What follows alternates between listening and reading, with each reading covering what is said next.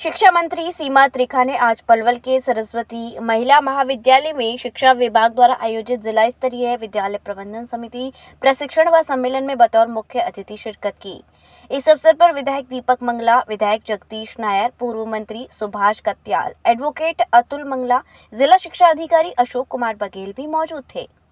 शिक्षा मंत्री ने स्कूलों द्वारा लगाई गई प्रदर्शनी का अवलोकन भी किया। शिक्षा मंत्री ने कहा कि सीएम नायब सिंह के मार्गदर्शन में शिक्षा के स्तर में और सुधार हो, विद्यार्थियों को बेहतर इंफ्रास्ट्रक्चर और अन्य सुविधाएं मिलें, इसके लिए निरंतरता कार्य किया जा रहा है। उन्होंने एसएमसी सदस्यों का विशेष तौर पर आभार व्यक्त किया और कहा कि वह हमारी मजबूत इकाई है। एसएमसी सदस्यों ने जो सुझाव दिए हैं वे उन्हें विभाग से स्पष्ट करवाकर सीएम के सामने प्रस्तुत करेंगे ताकि सभी के सहयोग से शिक्षा की गुणवत्ता में और सुधार लाया जा सके। उन्होंने कहा, राज्य सरकार अनेकों सुविधाएं विद्यार्थियों के लिए दे रही है और हमारा लक्ष्य सभी विद्यार्थियों के भविष्य को संवारना और निखारना है।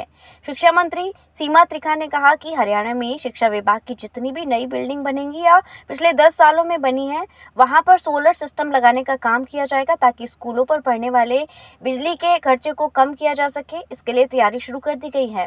इसके साथ ही शिक्षा मंत्री ने अधिकारियों को निर्देश दिए कि अगस्त महीने तक जो मासिक बुकलेट प्रकाशित होगी उसमें जिले के जिन विद्यालयों में कॉमन टेस्ट परीक्षा में अच्छी उपलब्धि हासिल की है उन विद्यार्थियों का नाम, स्कूल का नाम, प्राचार्य का नाम, जिले का नाम प्रकाशित करते हुए ये बुक यहाँ पर भिजवाना सुनिश्चित करेंगे। वहीं प्रदेश के जितने भी गैर मान्यता प्राप्त स्कूल हैं उनको लेकर भी शिक्षा मंत्री ने बड़ा बयान दिया है। कहा है जो गैर मान्यता प्राप्त स्कूल हैं उन पर वह ताला नहीं लगने देंगे। स्कूल मैनेजमेंट कमेटीज का ट्रेनिंग और कॉन्फ्रेंस सेमिनार था, लेकिन इसको मैंने नाम दिया है 11 दिन 22 जिले। हम एक दिन में 2 जिलों में जाते हैं। और दूसरी बात है, हम दिल से दिल तक बात करना चाहते हैं, क्योंकि एक बच्चे के भविष्य का निर्माण करने वाले माता पिता और गुरु होते हैं। ये कार्यक्रम पूर्णतः माता पिता और गुरुओं को समर्पित है। दूसरी बात मैं साथ में जोड़ना चाहती हूँ कि कोरोना के बाद तो बहुत सारे ऐसे परिवार जो कि प्राइवेट स्कूल जा रहे थे, सबके हालात बिगड़े देश में, और 2 साल का लॉकडाउन एक प्रकार का, तो आज तक लोग संभल नहीं पाए अभी। तो बहुत सारे लोगों ने हरियाणा के स्कूलों पर, सरकारी स्कूल के ऊपर अपना भरोसा व्यक्त किया। मैं कुरुक्षेत्र में एक बच्चे को मिली हूँ जिसने नीट में अंडर 100 ग्रेड रैंक लिया, और ऐसा एक बच्चा था जिसका 445 रैंक भी था। सरकारी स्कूल से बच्चे निकल करके कॉमन एंट्रेंस एग्जाम में बहुत अच्छी अपनी उपस्थिति दर्ज करा रहे हैं। तो ये एक बहुत बड़ी बात है, ये सरकार की उपलब्धियों में भी आता है। मेरा यहाँ दूसरा विषय जो था वो ये था कि सरकार के माध्यम से इन परिवारों के लिए बहुत सारी सुविधाएं भी दी जा रही हैं। क्या वो सुविधाएं हमारी इन लोगों को जानकारी भी है या नहीं है? तो मैंने देखा कि कुछ को थी, कुछ को नहीं थी, लेकिन हमारा धर्म है, चाहे वो सरकार से हमारे शिक्षक हो या हम लोग हो, कि जो इनके हिस्सेदारी है वो इन तक इनका हिस्सा पहुंचना चाहिए। ये मेरा अब 6 जिले पूरे हो गए। एक कॉमन समस्या मुझे हर जगह मिली है, वो ये है कि जो गेटमैन है या चौकीदार है उसकी आवश्यकता है, वही सफाई करने वाला।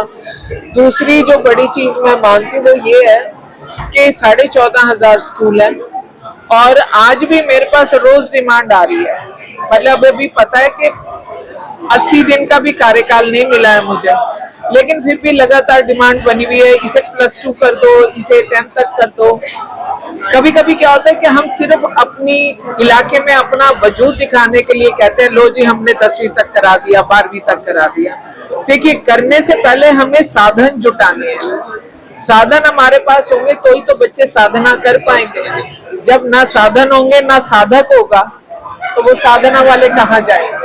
तो इसलिए मुझे लगता है कि कुछ ऐसी वजहों से स्कूलों की संख्या 14,500 होगी, और बहुत सारे स्कूल हमारे ऐसे हैं जिसमें बच्चे 25-26 हैं और टीचर 7 हैं, और कुछ स्कूल ऐसे भी हैं बच्चे 700 और टीचर 5 हैं। मेरे से किसी ने पूछा कि आप केजरीवाल और आम आदमी पार्टी के विषय में बताएं। मैंने कहा मैं क्या बोल सकती हूँ किसी दूसरे के घर के बारे में, क्योंकि केजरीवाल जी का और आम आदमी का जो जन्म है वो आदरणीय संत अन्ना हजारा जी के मंच से हुआ। और आज आधे से ज्यादा लोग कुछ चले गए, कुछ जाने वाले हैं कारागार में। तो मैंने इतनी बात बोली कि उनके जीवन यात्रा जो है संस्कार से कारागार तक। हमारे षड्यंत्र के कारण तो वो अगर बोलते हैं तो हो सकता है, मैं नहीं मानती हूँ, लेकिन मैं फिर भी कहती हूँ वो क्यों बोल रहे हैं, कुछ तो कारण होगा। तो भाई साहब इंटेलिजेंट वकीलों को हायर करें ना। कोचिंग लेना माता पिता का अधिकार है कि मेरा बच्चा कोचिंग लेगा या नहीं लेगा, ये माता पिता के अधिकार में है। और आज कंपटीशन का दौर है, पेरेंट्स बेचारे रोटी कमाने में लगे देते हैं, बच्चों को देने के लिए टाइम नहीं है। तो व्यवस्था ये माता पिता द्वारा होती है, स्कूल द्वारा नहीं। मैं समझती हूँ कि अभी कम से कम फरीदाबाद, पलवल जो हमारे परली सरहद के स्कूल हैं, नशे की बीमारी वहां हमारी तरफ अभी नहीं है या कम के बराबर है, क्योंकि बच्चों ने अपना परिवार भी देखा और बाहर भी लोग बैठे हुए हैं दुकान लगा करके। हमें और सचेत होने की जरूरत है, शिक्षा विभाग को भी और हमारे जो एसएमसीज हैं उनको भी। जैसे आपने देखा होगा, मैंने एक बात बोली कि क्या कोई भी दो बहनें एसएमसी की आपस में बारी बांध के 2-2 घंटे दे पाएंगी? जो गैर मान्यता प्राप्त स्कूल हैं